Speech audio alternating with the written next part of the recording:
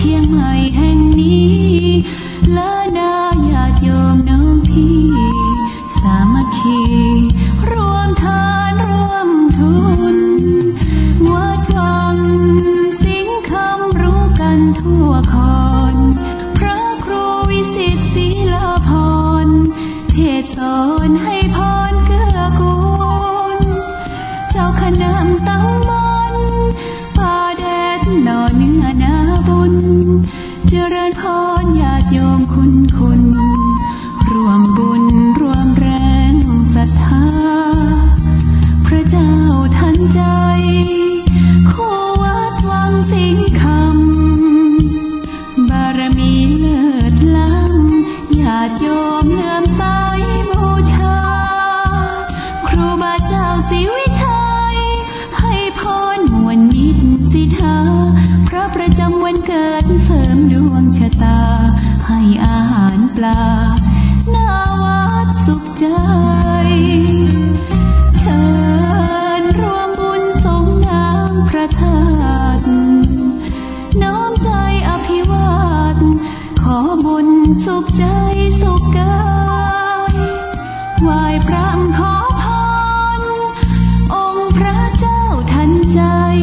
หลวงพ่อประเสริฐเจริญพรอวยชัยให้ท่านสุขใจทั่วกัน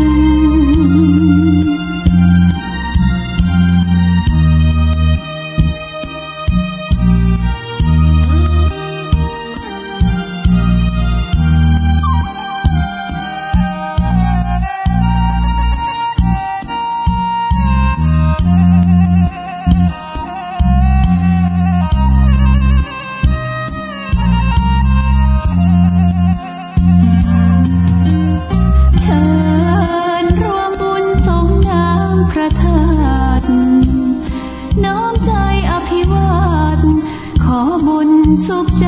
สุขกายไหว้พระขอพรองค์พระเจ้าทันใจ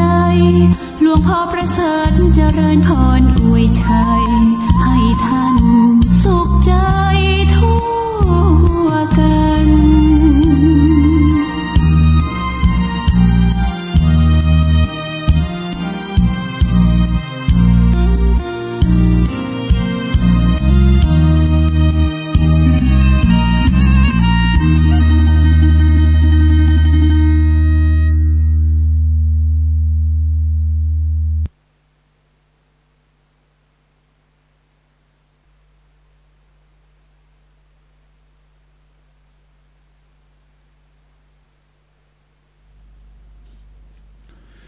ขอยกมือ10 นิ้วกราบนอบน้อมอย่างพระติรัตนแก้วเจ้าตั้ง3 ประการอันมีพระพุทธพระธรรมพระสงฆ์อันเป็นสรณะที่เปิ่งตีเคารพนับถืออันสูงสุดในชีวิตกราบคารวะแด่ไตรไวสาปารมีธรรม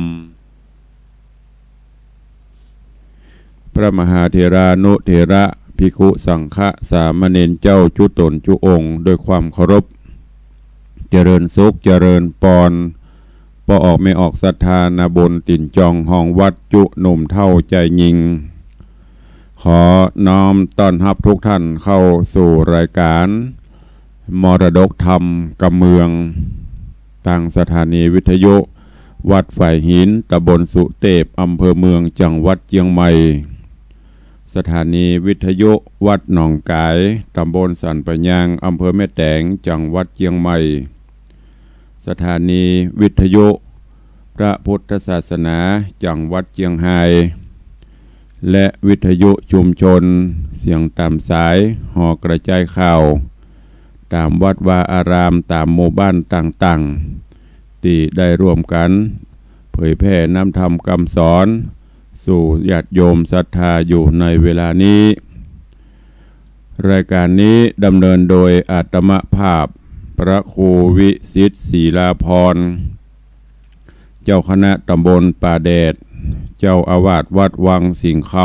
ำตำบลป่าแดดอำเภอเมืองเชียงใหม่จังหวัดเชียงใหม่เป็นผู้ดำเนินรายการก็ได้น้อมนำเอาธรรมะสาระธรรมคำสอน ปืนบ้านล้านนารักษาหีดหอยมรดกธรรมกำเมืองน้อมนำมาเทศนาฮือกับญาติโยมสาธุชนทุกท่านได้รับฟังกันเป็นประจำต่างเชียงใหม่ต่างลำปูนต่างลำปางก็ฟังกันในยามเมื่อเจ้ารุ่งอรุณยามเจ้าตั้งแต่เวลา6 โมงป่ายถึง7 โมงโดยประมาณพี่น้องต่างจังหวัดเชียงรายที่ฟังสัญญาณจากวัดพระแก้วก็ฟังกันในยามเมื่อค่ำยามคืนก็ต้องข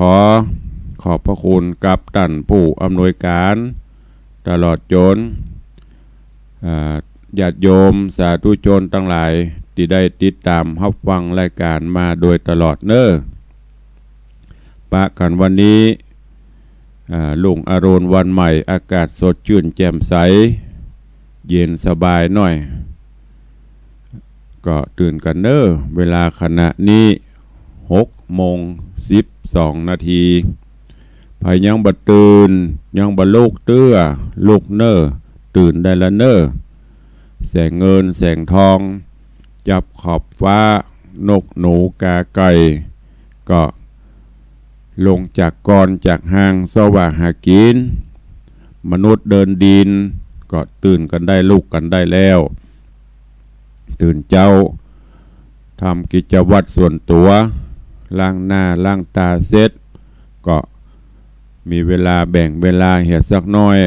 เข้าเฝ้าองค์พระผู้มีพระภาคเจ้าไหวพระนบธรรมไหวกุลป่อกุลแม่แผ่เมตตาจิตอธิษฐานแล้วจากนั้นก็ปฏิบัติภารกิจหน้าที่ในแต่ละมื้อแต่ละวันของเฮาไปวันนี้ก็จะได้นำเอาธรรมเทศนาสุวรรณหอยสังที่ตุลงได้นำมาเทศนาฮือญาติโยมศรัทธานาบุญได้รับฟังกันผ่านโป้นไป12-13 ตอนละเน้อใกล้จะอวสานแล้ว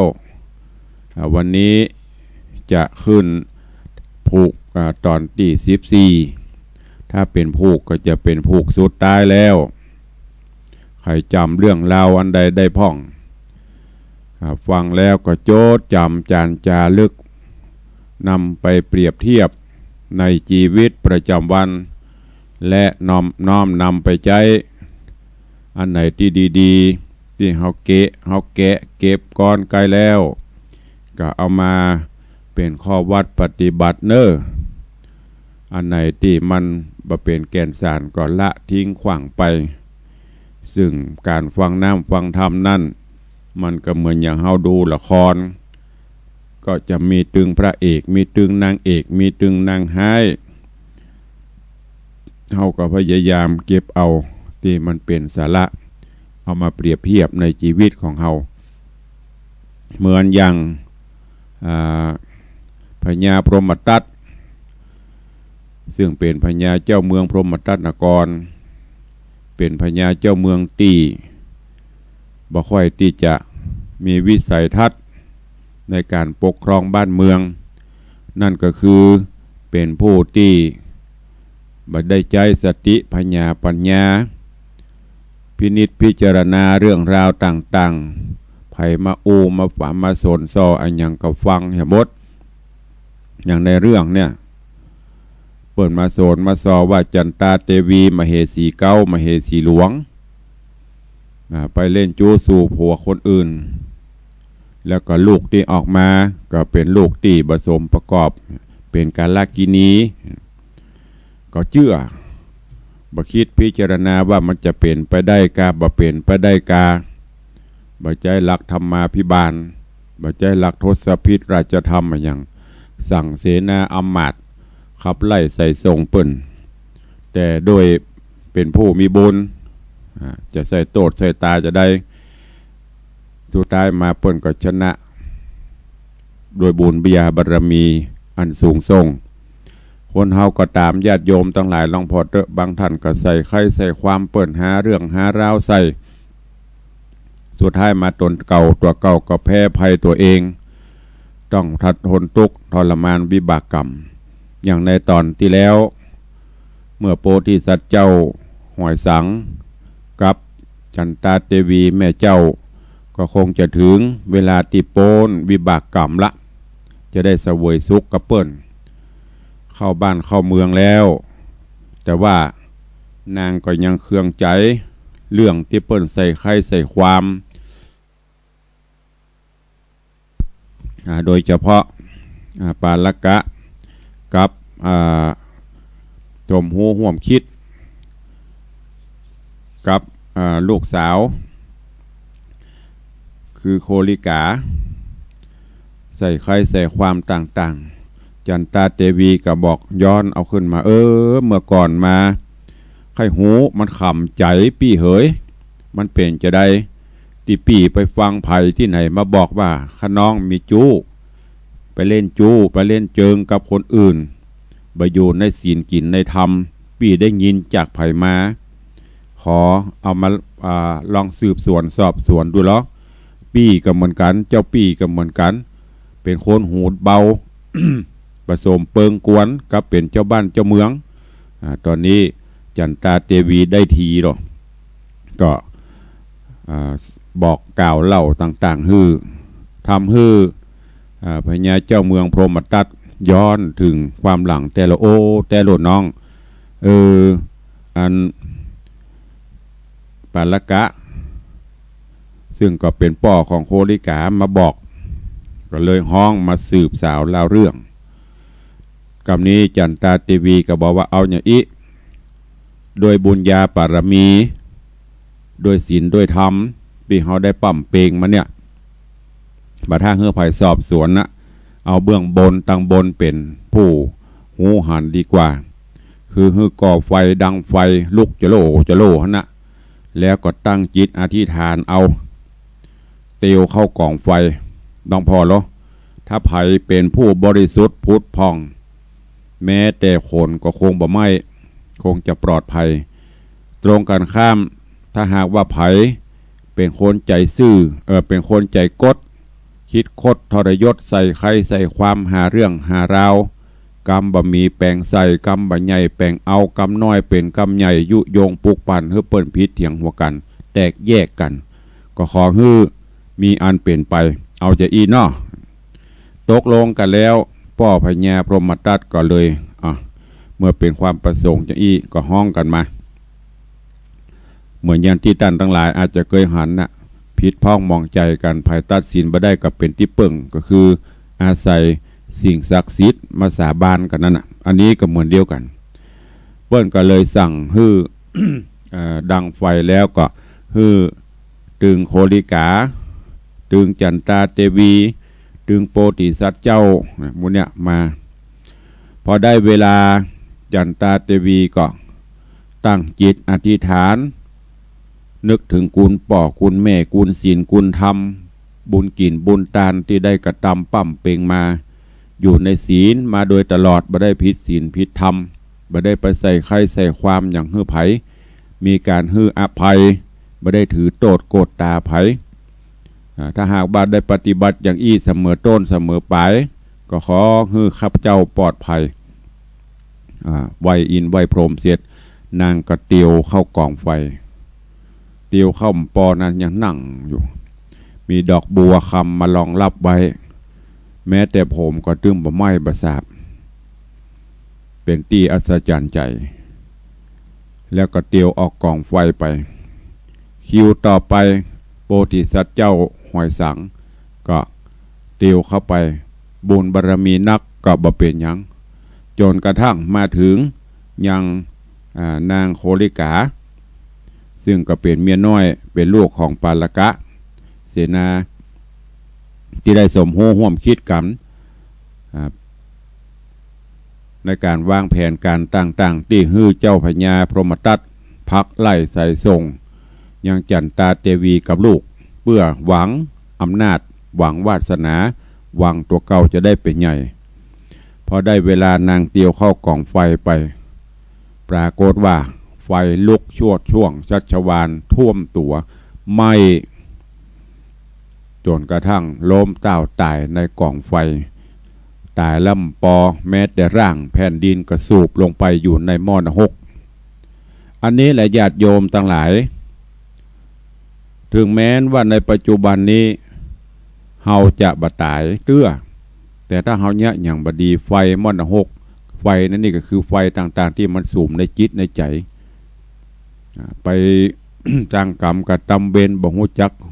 ฮู้อภัยอย่างภัยการมีกระแสเรื่องแสเล่าแสโตดแสตาเปิ้นไฟมันกระสุมกุ่มรุมจิตใจเล่าร้อนอยู่ตลอดอันนั้นน่ะยิ่งกว่าตกมรณะฉะนั้นก็ฝากไว้กับญาติโยมเฮาเจ้าข้าทั้งหลายอยู่ด้วยกันไปในโลกมนุษย์นี้มีความเคารพนับถือซึ่งกันและกันให้อภัยซึ่งกันและกันเฮียบางครั้งเรื่องเล็กเรื่องน้อยก็คือมันโป้นไปเรื่องใหญ่เรื่องอย่างก็แก้ปัญหาด้วยการมีศีลมีธรรมเอาก็จะนำปาฮือมีความสุขกายสุขใจเนอะย้อนกล่าวถึงยังปาลกะเสนาป้อของโคลิกาขนาดหันลูกตัวเก่าดินดาวทนทุกขเวทนาในกองไฟแทนที่จะหูซึกสำนึกผิดก็ยังมีความอาฆาตบาดใหญ่แหมอาฆาตบาดหมางบูจักสิ้นสุดปุ้นหนีออกจากบ้านจากเมืองไปสู่ปัญจละนครก็ไปเป่าเปิ้นแหมเมาะไปใส่ความยุโยงเปิ้นแหมเมาะหาว่าไปบอกพญาเจ้าเมืองปัญจละว่าเนี่ยลูกของพญาเจ้าเมือง พมตัดปุ่นน่ะมันจะยกทัพยกอย่างมาลู่จริงบ้านเมืองเนอะจะบ้านเมืองเฮาเนี่ยจะกวาดต้อนฮื้อไปเป็นบริวารศัตรูหมู่มารต่างๆจะมาละมันจะยกทัพอย่างมาเนอะถ้าเป็นไปได้ควรจะไปปราบเสียก่อนเพื่อที่บ่ฮื้อมันกำเริบเสืบสารพญาเจ้าเมืองปัญจละกับบับวังบ้านบับวังเมืองแหมเมาะวังกรรมปาลกะเสนาก็เลยสั่งฮื้อปาลกะเนี่ยนำปลาไฟฟ้าหมู่ข้าทาสจะหมู่เสนาอมาตย์เพื่อที่จะไปลบภาพจับศึกเรื่องราวจะเป็นจะได้เจริญปอนญาติโยมศรัทธานาบุญได้ติดตามรับฟังพระธรรมเทศนาปืนเมืองเหนือเรื่องสุวรรณหอยสังในตอนต่อไปณโอกาสบัดนี้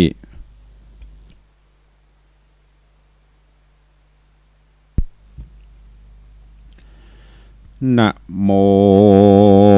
ตัสสะภะคะวะโตอะระหะโตสัมมาสัมพุทธัสสะอาทะโคมนุสสาภิโตวัจจานังสุตวาปัญจคามิสันติเมื่อนั้นอันว่าคนต่างหลายตั้งยิ่งใจหนุ่มเท่าตั้งเจ้าสะรมปุรีโรมเตาราชแห่งพระบาทสุวรรณหูข่าวอันเจ้าฟ้าโคงแหล่งลาปัญจรายกโยธาตั้งสี่มาถึงที่แดนเมืองเสียงนั้นเนืองเดือดเศร้าตับจันเต่าราชามีโยธานานืดสะสร้างจืดทมเทงเขากว่าเก่งผ่านญาณมีเถิงทาน12อะโคเพนนีปองเป็นฝั่งฝูงคนกังตกใจอกหวานไหวสะดุ้งใจแตกฟุ้งบาดกลัวภัยยะถึงตัวบอกกาดฝูงอำมาตย์เสนากับตั้งราชมนทีใจบดีวุ่นว่าทุกทวนนาแลนสนไปสู่หนที่อยู่ในแก้วกูหอคำ ไว้จอมธรรมที่ราชเจ้าหน่อยนาดหอยสังแล้วบอกยังข่าวหอยศัตรูอันยกมาจูเถิงเขตโหนนอกเทศแดนเมืองพระบุญรัตแก่พระบุญเรืองจูประการหันแลมหาสัตโตปิส่วนอันว่ามหาสัตเจ้าจะปะเล่าลมควรโดยจะพรันบอกกาดว่าต้านอำมาตย์เสนาตั้งฝูงราชมนทีจุงอยู่ดีเตียงเต้าหมู่ต้านเจ้าอย่ากังขาใจวุ่นว่าสันใดอย่านันในเดือดหอนเพราะเหตุย้อนข้าศึกอันมาตึกเมืองอันมาเติกเมืองนี้การเยี่ยงนี้อย่าห้อนใจเฮาจะแก้ไขฮือเรียบร้อยบ่ฮือไพร่หน่อยโยธาปากันมาลำบากมีตุกยากสันใด เมืองเข่าไก่บ่ใจไกลเนี่ยอาจใดเอามาฟุ้งโยตาบอดน้อยหานบอดน้อยเกินตัวป้อยย่อหัวมาสู่ยังบ่หูกำลังแต่เล่นนาก่อนว่ามหาสัตว์เจ้ากล่าวเต้านั้นแล้วพระนอเกวลาจาจิงฮือเสนาอ้อมมาดไปกาดคือฮือฝูงประจาตัวรัฐาคงเขตฮือหูเหตุเป็นมาแล้วมหาสัตว์เจ้าองค์นอดเนาร่ำเปิงหาแม่ยักขาผู้เท่าว่าบาดนี้แม่เจ้าวิญญาณอยู่ต่างใดเล่งยันไปที่ทวนก็หันอยู่ที่เมืองบนนอตาสาโปนจิงเหาะไปหานบปัตตาแม่เจ้าจาเล่าเก้าเดิมมา เมื่ออาจนั่นเตวาทิตาจิงจากับลูกเต่าวัดดูรานอดเนาเมืองมูลของมงคลวิเศษสัตรเปตกถาอันแม่มาตาเฮือไว้กับดาบใสกันใจแล้วอาเกียวดวงใสเลิศฟ้าไตลุ่มฟ้าแผ่นดินนาบ่มีสั่งมาเพียบได้เฮือโลกไทยอธิษฐานตามต้องการใจไฟตามมักใครพาทานนาเมื่อนานมหาสัจยาวนบน้อมกล่าววันตากล่าวอำลาโตนแม่เจ้าองค์เจ้าฟ้าหอยสังเหาะไปยังอากาศกลางเวหาดกลางหาวเหมือนดาวข้างฟ้ามายืนส่องหน้าสัตถูสลีบุญจูนอเต้าวิดวิ่งเข้าเร็วไวถือดาบกันใจเล่มกลาอยู่ต้องฟ้าไข่จาว่าดูราเสนาโยธาตั้งหลายอันมาใหญ่หยัดหอยใส่ใจป้อยจักขวีโพมงปูดพงยังปุรีแห่งคาสันใดจ้าถอยจ้ามาตั้งตัดนาลู่จริงเมืองไผ่เนี้ยเขื่องสู่เจ้าเมืองเฮาอยู่สันดีบอตาตีต่อคาเหตุใดกล้ามาขวีเป็นไพรีเมืองเจ้าเฮือไพร่ฟ้าห้อนใจบ้านเมืองไผ่ต่างอยู่ต่างน่าสู่เป็นมิตรดีกว่าคิดรบขาคนลุ่มฟ้าเครือเดียวกันแม่นสัตว์ตัวอันใหญ่หน่อยมีบอดหน่อยนำนาในโลกาลุ่มฟ้าตัวโลกลาสาโก นสัตว์ต่างมวลนั่นเล่าก็หากเป็นเผ่ากูเปื้อนตุกทำเถื่อนกูหาภาพโกงกาเมตนามตุกส่วนกรรมโลกาล้วนเกิดมาแล้วแก่ตายเป็นแน่สัจจังบ่พิษสั่งสักสิ่งเมื่อจอมมิ่งสุวรรณพระนักหันประกาศสุรนาถโวหารมีประมาณเต่านั้นแล้วก็แกว่งดาบแก้วกันใจกาละในเมื่อนานโกลาหลังจะตาง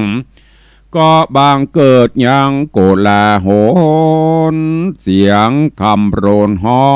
งกองนันตัวต้องสะนามเสียงคุมขามตวนเตะตัว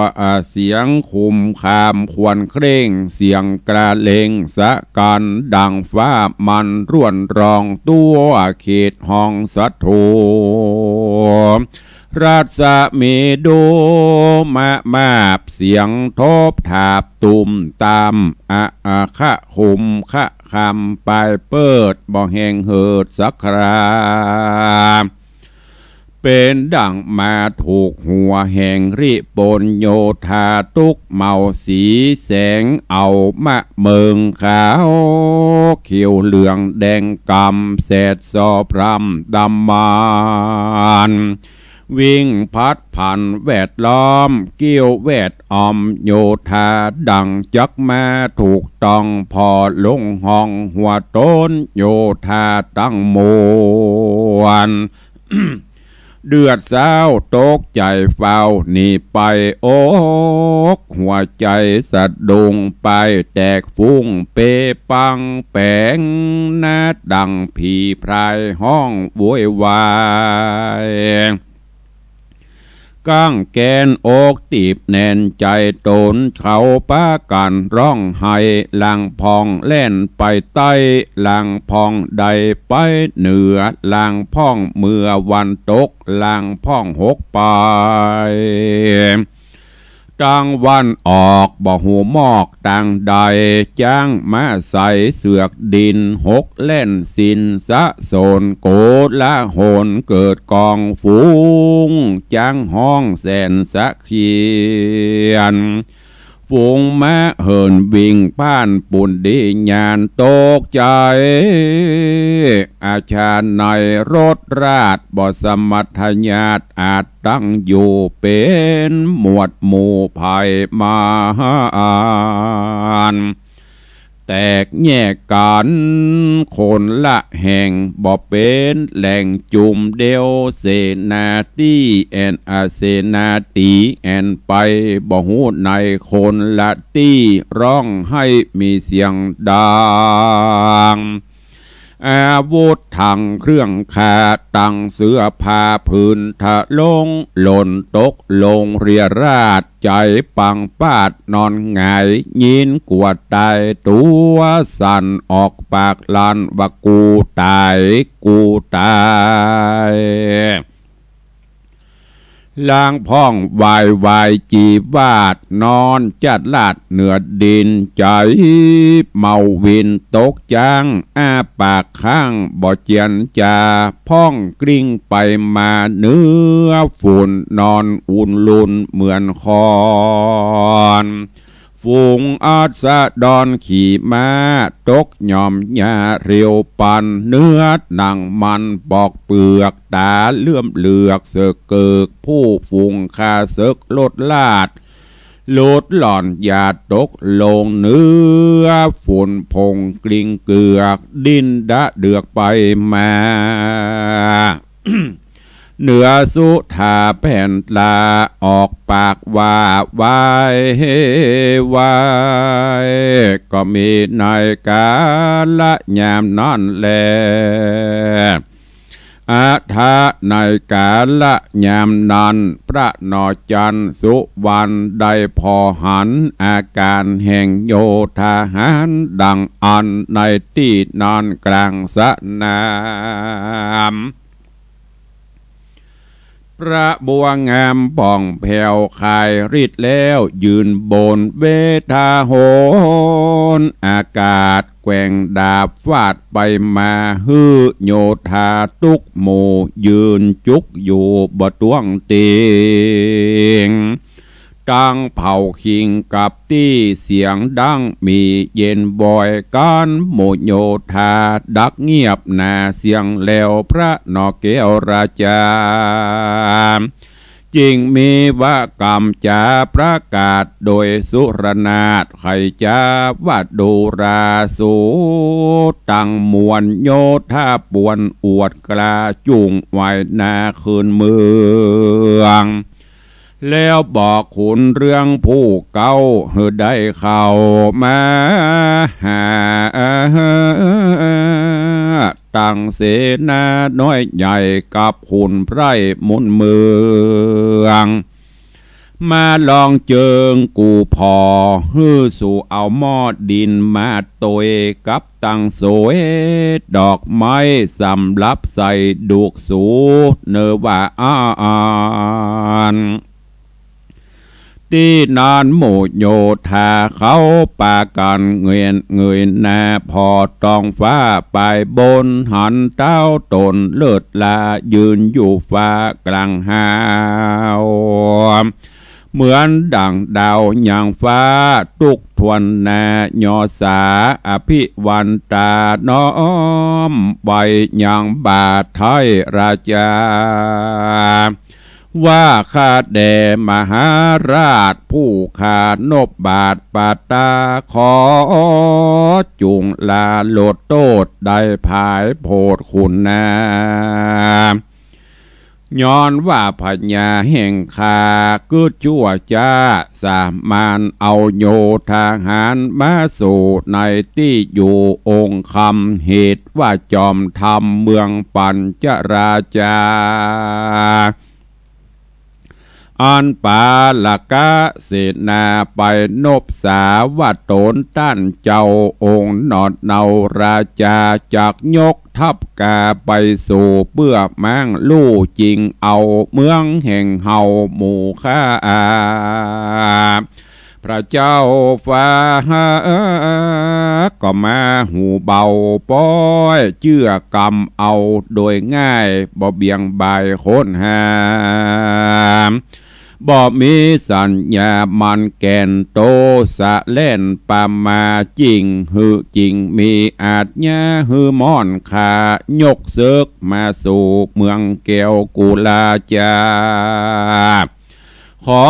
อนุญญาภายโพดอโหสิโตตั้งมวลเดชเตอในกาละยามนั่นอันว่าโยธาตั้งหลายมีตัวกายอันสั่นใจเลิกลั่นสะดุ้งกลัวนางหัวปองสะย่องเกลาไว้ด้านเจ้าราชาว่าข้าแด่มหาราชเจ้าขอน้อมเกลาถวายตนเป็นข้าคนทัดใจแห่งบาดไตตั้งมวลบ่อยาจะเล่นนายะธาและมีในกาละเมื่อใดตะตาในกาละยามนั้นส่วนบาปาละกะเสนาใจโมหาบาปใบอันตัวใดปาเอามายังโยธาตังสีนั่งอยู่ที่ขอจ้างใจอาจอ่างอึดอัดหัวอกคัดอึงหัวโกกัดอึ้งยึ่งเหมือนดังลึงหมูแม่บ่สามารถทาปากใดตุกแสบไม่ไก่คิงอกตันผิงตกจากคอจ้างหากลงมา ข้างตีโยธามวลหมู่แผ่นดินโอดอยู่บอดใดยะจ้องไว้สูบเอาไป โดยเรียวไวบ่จ้าตายความหน้าสู่อเวจีทะลงทุกขี่ลำบากทะลงทุกยากเมินนานก็มีในกาละยามนอนแลตัสสะมิงคะเนในขณะยามนอนส่วนบาสุวรรณหอยสังเจ้าก็ไต่เต่าจากเวงหาเสียงโกลาเงียบเสียงสัตว์ของเลี้ยงตั้งมวลฝูงลิปนโยธาย่อมือสาดนบกราบสิโรราบเนื้อดินองค์นรินทร์สุวรรณกล่าวเสียงอ่อนอวนออกปากมวลเสียงหวานกับโยธาหารมวลหมู่ว่าดูราตันตั้งหลายองค์บุญผ่าปัญจราชตั้งภาศาสตร์หูฟังเมื่อกายังเมื่อกำยังกำสอใจด่วนหม้อโกธาฮือเสนามาต่อตารบกับข้าผู้บ่มีโตสะดีลีอันใดผิดวิสัยบัณฑิตคนหันผิดบ่จอบบ่ประกอบตั้งกวนกาละหนนี้เมื่อนาตั้งโยธาเจ้าข้าฮือพิจารณาฮือทีฮือหูตีหันงูนฮือหันยังบุญ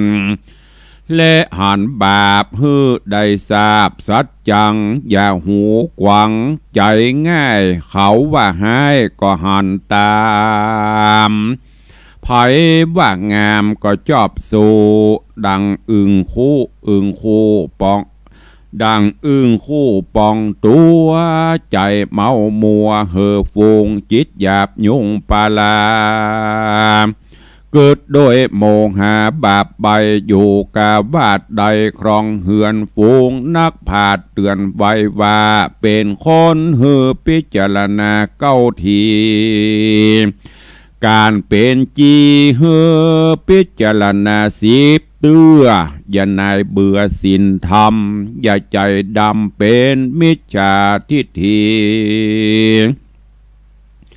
อย่าอุบจีใส่บาปอย่าอุบจีใส่บาปจังกระยาบตกอเวจีนั้นแสนปีออกบดใดเปลวไฟไม่ห้อนกายด้านต่างหลายอย่าใดฆ่าสัตว์ไว้ขาดอินทรีย์อย่าใดมีใจโลภเลวลักสิกเสียวและนอแต่งกามอย่ากระทำกามมิจฉาจารคือการเล่นจู้ลักลอบสู่ผัวเมียตาลอย่ากล่าวกรรมเสียจุไล่สั่งเบี่ยงบายลวงพรางอย่ากินสุราลางน้ำเหล่าอันเป็นเก้าความเสียมานะเตใสใหญ่ข่มเหงไพร่ประจายะฟู่จาอวดอูบอกกึดหูฮีดตามกองเต้าจักปองใส่โตดกำกล้าโคดบอกกลัวขามเฮือเนี่ยตามแบบเบานักผัดเจ้าไข่จาเขารบปิตามันดาตั้งครูบาอาจารย์ญาติวงวานปีน้องตั้งพวกป้องสหายคนยิงใจตัวลาอย่ากึดเข้าเบียนภัยจุงตั้งใจรักษาอย่างศีลห้าศีลแปดกำหนดแขวดไว้ในใจเฮือตานไปจะใจตามแต่ใดของตนญาติมวลปีน้องฟูงเนื่องของพันธาตั้งภริญาสามีสหายดีมิตรเสียวอันเกี่ยวข้องกองกันสมานฉันพร้อมหมู่ตั้งนาอยู่สามัคคี ใจอาลีฝากเฟื้อกันหนอเจือเจียงคานกาวแล้วพระปิ่นเกลียวลาจาจิงสังโยธา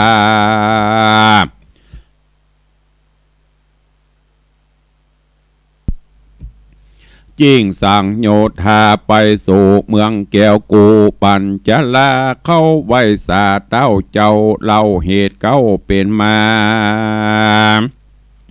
แก่พญาปัญจลาโจพระกาหั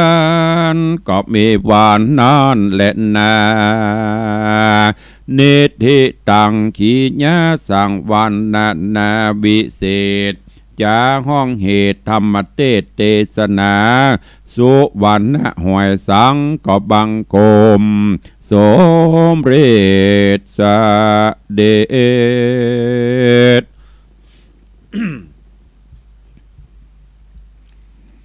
ญาติโยมทั้งหลายก็ได้ฟังยังพระธรรมเทศนาสุวรรณหอยสังก็จบปริปุณนังลงไปแหมตอนหนึ่งนิยายธรรมเข้มข้นเนื้อหาสาระก็มีนักทั้งหลายฟังมาตั้งแต่ต้นดังที่ได้บอกแล้วหือโจทย์จำจานจารึกเอาแล้วก็น้อมนำไปคิดพิจารณาเอาไปใช้ในการดำเนินชีวิตประจำวันเนอะซึ่งในตอนนี้ปาลกะเสนาซึ่งหัวเต็มไปด้วยความอาฆาตมาร้ายบ่มีความฮืออภัยแม้กระทั่งหันลูกตัวเก่าเข้ากองไฟตายไปแทนที่จิตใจจะลดลงจิตใจจะกึดก็ยังบ่เป็นเช่นนั้น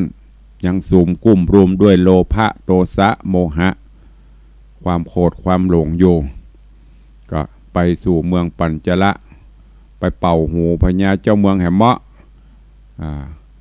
ว่าพญาเมืองพมตัดหอยสังจะนำปลาไผ่ฟ้าไผ่ปนโยธามารบผ่าเปื้อขยายอาณาเขตบ้านเมืองของเขาเนอะ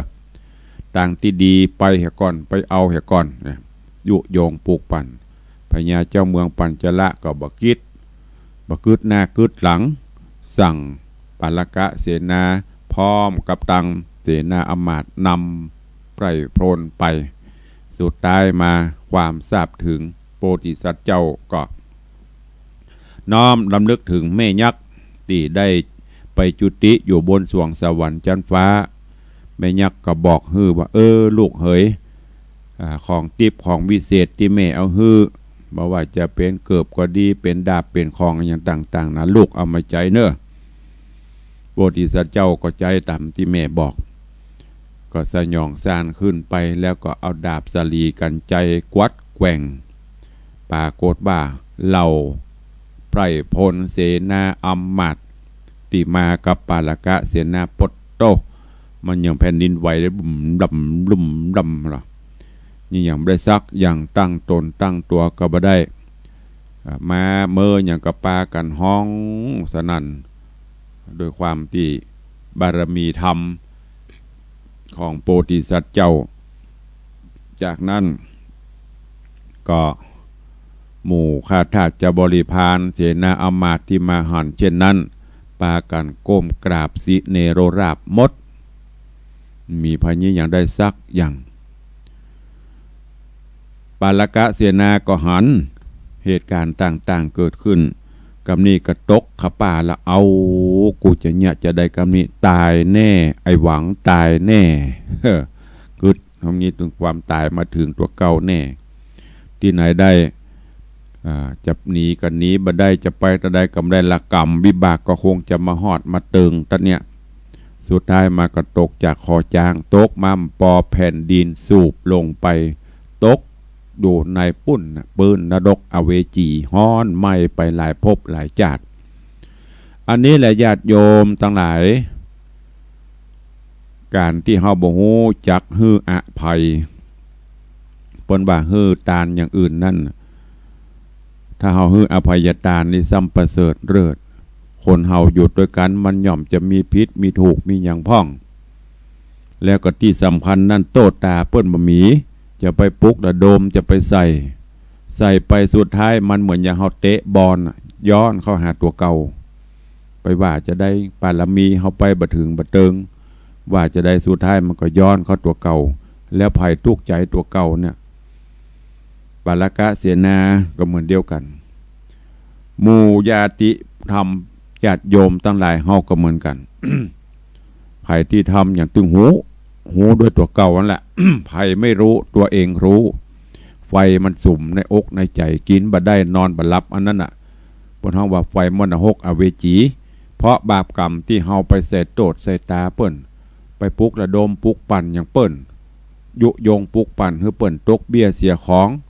เนี่ยหวังความเป็นใหญ่เป็นโตด้วยความโลภโทสันสุดท้ายตัวเก่าก็เปลี่ยนไปเพราะฉะนั้นอยู่ไปห้องภัยห้องมันฮื้ออภัยซึ่งกันและกันไปเฮาก็จะมีความสุขก็ฝากไว้กับญาติโยมทั้งหลายในวันนี้เนอะ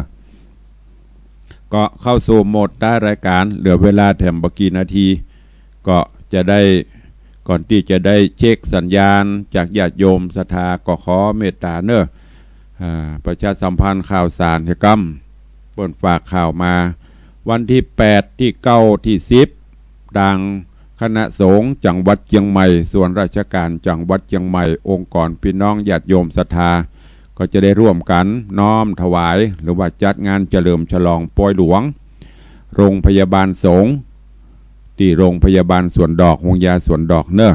บัดนี้เปิดปรับปรุงตึกสงฆ์อาพาธเก่าคือเปลี่ยนมาเป็นโรงพยาบาลสงฆ์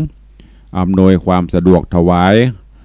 ความสะดวกให้กับพระสงฆ์องค์เนนที่ใจบริการปรับปรุงแปลงห้องตรวจโรคห้องเอ็กซเรย์ห้องผ่าตัดแปลงห้องพักห้องอย่างต่างๆที่ในตึกสงฆ์เก่านะประเด็นนี้คือมันตันสมัยหมายถึงไปที่หันที่เดียวจบไม่ต้องหล่นไปตึกใหญ่ตึกน้อยละโดยแนวความคิดของท่าน คณะบดีคณะแพทยศาสตร์ตลอดจนอธิการบดีและร่วมกับทางคณะสงฆ์ได้จัดพระป่าจัดอย่างมาหลายเตือนหลายตังตอนนี้ก็ปรับปรุงเปลี่ยนแปลงไปจนเป็นโรงพยาบาลสงฆ์ละจะได้ทำการเฉลิมฉลองถวายทานนี่เถอะมอบเป็นสมบัติของราชการโดยในวันที่8ที่9ที่10เนอะขอเอิญเชิญชวนญาติโยมไปร่วมกินร่วมทานประตูปัจจัยที่ได้นี้เปิ้นก็เอาไปพัฒนาไปปรับปรุงต่อไปแหมอุปถัมภ์อุปถากพระเจ้าประสงค์องค์เนนสืบทอดสืบต่ออายุพระพุทธศาสนาไปเนอะขอประกาศให้ประชาสัมพันธ์ให้ทุกท่านโดยวันที่8ที่9ที่10ที่จะถึงนี้ที่โฮงยาสวนดอกที่ตึกสงฆ์เนอะหรือว่าเปลี่ยนเป็นโรงพยาบาลสงฆ์แล้วก็ฝากข่าวมาจากจมาเตเนอะยังไอหันลงจุฝากข่าวมาจากวัดผาบองก็ขอเชิญร่วมงานพระราชทานเพลิงศพหลวงพ่อธรรมรครูอุดมธรรมรคิดหรือว่าหลวงพ่อทวัชชัยอธิจวังโสอดีตเจ้าคณะตำบลสีภูมิเขต1อดีตที่ปรึกษาเจ้าคณะตำบลสีภูมิอดีตเจ้าวาดวัดผาบองได้มรณภาพลงบัดนี้เปิ้นจะได้มีการทำบุญบำเพ็ญกุศลพระราชทานเพลิงศพเนอะในวันที่ วันที่6ที่7ที่8ที่9เริ่มตั้งแต่วันที่6วันพุธที่6เป็นต้นไปอาราธนาสรีร่างลงสู่ปราสาทแล้วก็วันที่7ที่8ก็มีการบำเพ็ญกองกลกุศลถึงเมื่อวันถึงเมื่อคืนวันที่9ก็จะได้เคลื่อนย้ายจากวัดผาบองไปทำการพระราชทานเพลิงศพณสุสานหลวงหายาในการนี้เชิญทุกท่านเนอะท่านใดมีเจตนาจะร่วมเป็นเจ้าภาพโฮงทานสังฆทานหรือเจ้าภาพอย่างก็ติดต่อได้บริจาคที่ตู้ลุงนี่ก็ได้หรือจะไปให้ไปหอมที่วัดผาบองที่ท่านอาจารย์มหาสมบัติเนอะก็เชิญชวนทุกท่านตัวแล้วก็งานทำบุญ100 วันหลวงปู่ท่านเจ้าคุณพระมงคลสิริหรือหลวงปู่ครูบาอินครูบาอินคำวัดใจสถานเจดีย์9 ยอดเนอะครบรอบ100 วันวันที่16 17 18มีนาคมเหมือนกันก็จะได้บำเพ็ญกุศลก็เชิญญาติโยมไปร่วมด้วยกันเนอะที่วัดวังสิงห์คำก็เช่นเดียวกันเนอะก็ต้องขอเมตตาเวลาประกาศให้ทุกท่านตัว ในตอนนี้อยู่ในช่วงของการระดมทุนที่เราจะร่วมกันสร้างพระพุทธรูปทองคำฝากไว้ในพระพุทธศาสนาที่วัดวังสิงคำโดยการจะหล่อพระเจ้าทองคำน้ำหนักทองคำบริสุทธิ์ที่ได้ตั้งจิตอธิษฐานไว้108 บาทตอนนี้ก็ได้รับแรงจิตแรงใจสายทานธรรมจากเศรษฐีใจบุญในทุนใจดีพอออกไม่ออกศรัทธาอุบาสกอุบาสิกาผู้ใจบุญใจกุศลก็ปากันมาร่วมกันเรื่อยๆแต่คืนนี้ตุลุงมีโอกาสไปเตะงานเข้าโศสนกรรมตีสุสานประจาบวกก้างสันกระแปงบ้านบวกก้างก็ได้มีญาติโยมศรัทธาร่วมโมทนาบุญก็รวดประกาศด้วยเห็นเนอะเพื่อมีการเข้าโศสนกรรมตีประจาสุสานประจาหรือไปเหี่ยวบ้านบวกก้างเริ่มตั้งแต่วันที่5ไปจนถึงวันที่10นี่เนอะแต่คืนเป็นคืนที่2วันนี้เป็นคืนที่3ละแต่คืนตุลุงก็ไปช่วยเตะฟรีการเตะการทำก็โย่งหอมเปิ้นอย่างได้ตะไดบุหัวมาอยู่ในซองเนอะยกหอมสร้างศาลาเปิ้นจะแปลงศาลาประจาตีประจาบ้านบวกกลางและนอกจากนั้นก็มีญาติโยมได้ร่วมโมทนาบุญกับตุลุงก็ขออนุญาตประชาสัมพันธ์ขอบคุณเนอะอันมีโยมหิรันโยมเครือวันชมพูแก้วก็ร่วมโมทนาสาธุมาตะไดหัวเนอะอยู่ในซองตุลุงได้เปิดเด้อผู้ไม่ประสงค์ออกนาม100 บาทแม่วันชัยคำวังพร้อมครอบครัวบ้านบวกกลางก็ห่วมโมทนามาตะคืนโยมจำนันโยมชาทองโยมเทวริศปินตนาบ้านบวกกลางโยมกิ่งการโยมณภาพันธ์ลือชาบ้านบวกกลางป้อลาแม่อ่อนบงษาพร้อมลูกหลานแล้วก็มีป้อลาแม่อ่อนบงษานี่ร่วมโมทนาบุญมา500 บาทผู้โยมป้อพิบูลแม่ฟองจันทร์อ้ายเสาพร้อมลูกหลานสมทบทุนในการล่อพระเจ้าทองคำอุทิศบุญกุศลให้ปู่ย่าตายายพ่อแม่พี่น้องสรรพสัตว์ทั้งหลายจำนวนปัจจัย1,000 บาทคุณแม่นงเยาวิริยา ก็ร่วมโมทนาบุญแม่แล้วก็มีโยมมาลีขวัญมั่นอันนี้ได้ร่วมโมทนามาเมื่อตะคืนที่ไปเทศนาธรรมที่บ้านบวกกลางเนอะก็ขออนุโมทนาบุญขอบคุณตัวเหลือเวลาแถมประมาณ 2-3 นาทีใครจะจะจ๋าจะรายงานผลเข้ามาเนอะเหลือเวลาแถมเมื่อกี้นาทีจะหมดละใครอยู่ที่ไหนตั้งใดจะจะจะรายงานผลโทรศัพท์เข้ามาได้0817836540แล้วก็ขออนุโมทนาบุญกับโยมป่อวัฒนาแม่เพนพจน์ปิ่นแก้วโยมแม่พันนีปิมปาเนอะแต่คืนได้ถวายการน้ำมันลดมาเพราะว่าไปเตะฟรีเปิ้นก็เลยถวายน้ำมันลดมาเจริญปอน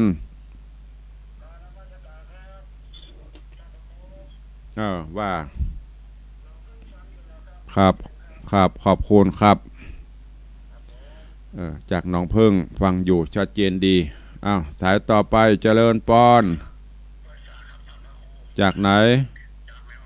ครับแม่ออนฟังอยู่ชัดเจนดีเนาะครับขอบคุณเด้อน้องเพิ่งสายที่1แม่ออนสายที่2ที่ไหนจะต่อสายที่3มีไหมเอ่ยน้องเพิ่งสายที่1วันนี้เตบบุตรมาก่อนเฮ้ยน้องเพิ่งแล้วก็แม่ออนก็เตบบุตรอันนี้จะเตบดาว่าเตบบุตรสาธุเจริญปอนสายที่3จากไหนสายที่3แม่กวงสันทรายเทวดาสาธุสายที่4มีไหมเอ่ยสายที่4จากที่ไหนเอ่ยวันนี้เทวบุตรเข้ามา2 ตนเทวดามาแล้ว1 ตนใครเสด็จลงจากสวงสวรรค์จันฟ้ามาฟังตุลุงพ่องเข้ามาสาธุเจริญปอนสายที่4จากไหนเอ่ยฮัลโหลไม่มาก็ตัดไปก่อนเนอะเจริญปอนสายที่4หนาวก็นอนห่มผ้าสาธุเจริญปอนเด้อสายที่4เทวดาจากเจดีย์แม่ครัวโยมแม่จันดีสายที่5ฮัลโหล เอาจากไหนหลักเกงซอย2สารเย็นชัดเจนก็สาธุเจริญปอนเนอร์สายที่5จากหลักเกงสายที่6จากไหนเจริญปอนจากไหนเอ่ยต้นโจกสาธุมีโจกมีใจเนอจะได้รอพระเจ้าตั้งใจแล้วโวยเนอสาธุเอาสายที่7จากที่ไหนเข้ามามีก็พอไม่ถึง10สายก็เจ้าวันนี้เหลือเวลาอีกน้อยเดียวเอาสายที่7เทวดาวันดีราชสกุลสาธุว่าได้สาธุเจริญปอนเนอสายที่8มีไม้จะครบไหมเหลือเวลาอีก1นาทีสุดท้ายละวันนี้มี7สาย8สายมีก็ไม่มีได้7สายก็พอละจะไปละหมดเวลา วันนี้เวลาหมดเวลาขอนำรายการจากไปก่อนเนอะอยู่ดีมีสุขทุกท่านขอบคุณทุกเสียงทุกสายทุกท่านทุกคนติดตามรับฟังรายการเนอะบุญบารมีรักษาเหมือนกันทุกท่านทุกคนจัตตาโรธรรมาวัฏันติอายุวันโนสุขังพะลัง